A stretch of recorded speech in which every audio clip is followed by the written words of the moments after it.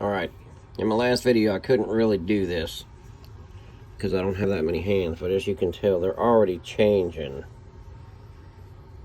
So I'm going to show you once again here if I can with two hands here. I'm just going to show you how these.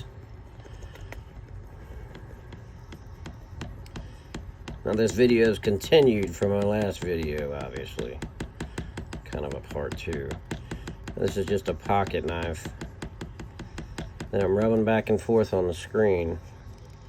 Now I've already got one of these screen damaged parts to come down and off the screen, if you will.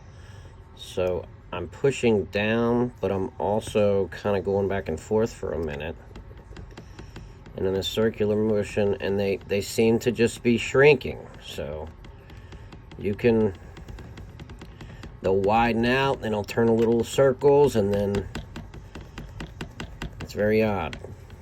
So there you have it. They're definitely changing. I don't know how it's possible, but they are.